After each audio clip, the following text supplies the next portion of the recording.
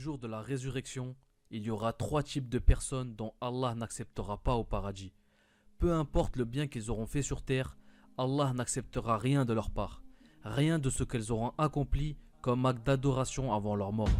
Le prophète Mohammed sallallahu alayhi wa sallam a dit que ces trois personnes, Allah ne leur parlera pas, ne les regardera pas et ne les purifiera pas. Leur tourment sera douloureux.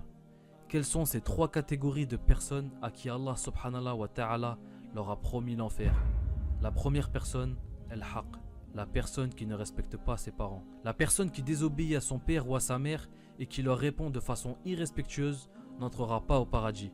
Lorsque ses parents lui demandent quelque chose qui ne va pas contre les préceptes d'Allah, peu importe son âge, l'enfant qui n'écoute pas du tout sa mère est la première personne des trois catégories dont Allah n'acceptera rien de leur part.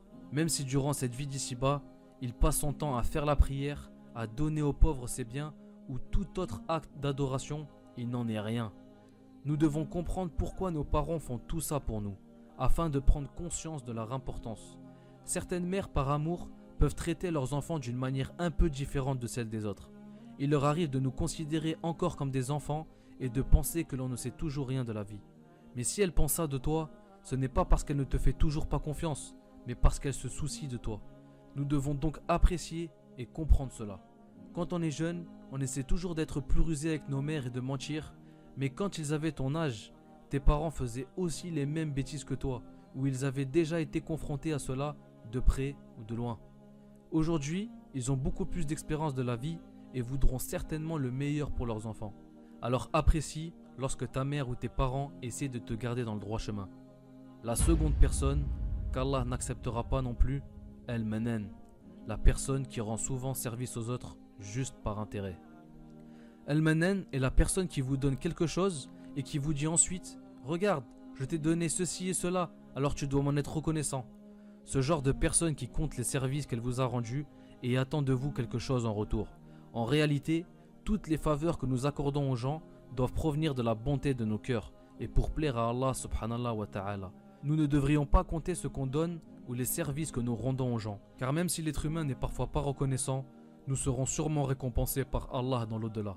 La troisième personne qu'Allah n'acceptera pas, le vendeur indigne de confiance. La personne qui essaie de vous vendre quelque chose en jurant par Allah et qui vous ment. Pour vous convaincre d'acheter sa marchandise, il vous invente des bénéfices d'un service ou d'un produit, ou vous dit que son produit est garanti alors qu'il sait lui-même qu'il ne l'est pas.